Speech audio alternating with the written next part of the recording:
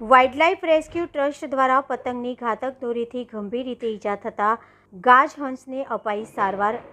ઉત્તરાયણને આડે હવે 3 દિવસ બાકી રહ્યા છે, ત્યારે પતંગના ઘાતક દોરાથી લોકોના ગળા અને અબોલ પક્ષીઓ ઘવાતા હોવાનો દોર શરૂ થઈ ગયો છે। તેવામાં દૂરકોશથી હજારો કિલોમીટરનું અંતર કાપી આવતા પક્ષીઓ પૈકીનું એક ગાજહંસ પક્ષી ઘાયલ અવસ્થામાં મળી આવતા પક્ષી પ્રેમીઓ દ્વારા ચકાસતા પતંગના ઘાતક દોરાથી તે ગંભીર રીતે ઘવાયું હતું, જેને ત્વરિત સારવાર આપી તેનો જીવ બચાવી લેવામાં આવ્યો હતો। હાલ તેને લોહી વધુ પ્રમાણમાં વહેતું હોવાથી વેટરનરી હોસ્પિટલમાં ટાંકા લેવામાં આવ્યા હોવાનું જાણવા મળ્યું હતું।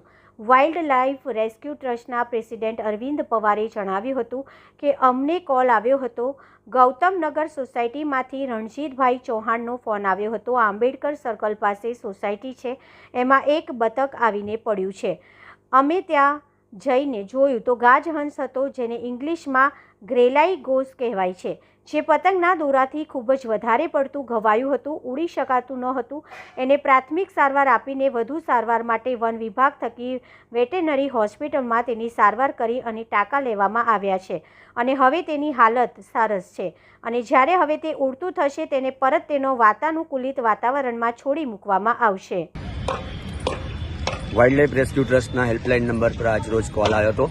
ગૌતમનગર સોસાયટી રણજીતસિંહ ચૌહાણનો ફોન હતો કે આંબેડકર સર્કલ પાસે જે ગૌતમનગર સોસાયટી છે એમાં એક બતક આવીને પડ્યું છે। અમે ત્યાં જઈને જોયું તો ગાજહંસ હતું, જેને ઇંગ્લિશમાં ગ્રે લેગ ગૂસ કહેવાય છે, એ પતંગના દોરાથી બહુ વધારે પડતું ઇન્જર થઈ ગયું હતું, ઉડી નહોતું શકતું। એને પ્રાથમિક સારવાર આપીને વધુ સારવાર માટે એને વન વિભાગ થ્રુ એને વેટનરી હોસ્પિટલમાં એની સારવાર કરી એને સ્ટીચ લઈને હવે એ સારી કન્ડિશનમાં છે।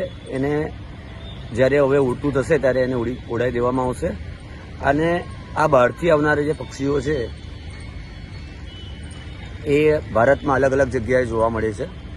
આ સિઝનમાં ઠંડીની શરૂઆત થાય ત્યારે આપણા ભારત દેશમાં આવતા હોય છે, ઠંડા પ્રદેશમાંથી। હું લોકોને રિક્વેસ્ટ કરું છું, આ ઉત્તરાયણને જે સિઝન છે આપણી તો મજા પણ પક્ષીઓ માટે સજા થઈ જાય છે, એટલે સવારનો સમય જ્યારે પક્ષીઓ માળામાંથી બહાર નીકળતા હોય ત્યારે તમે 1-2 કલાક પતંગ ના ચકાવો અને સાંજનો સમય જ્યારે પક્ષીઓ પાછા એમના માળામાં જતા હોય એટલો સમય તમે સાચવી લો તો ઘણા બધા પક્ષીઓ તમે બચાવી શકો છો। અને ગમે ત્યારે તમને આવું ઘાયલ અવસ્થામાં પક્ષી દેખાય તો તમે વન વિભાગને કાં તો અમારા વાઇલ્ડલાઇફ રેસ્ક્યુ ટ્રસ્ટના હેલ્પલાઇન નંબર પર તમે સંપર્ક કરી શકો છો। અમારો હેલ્પલાઇન નંબર છે 9974 554466। મારું નામ છે Arvind Pawar, wildlife rescue trust president. જય હિન્દ।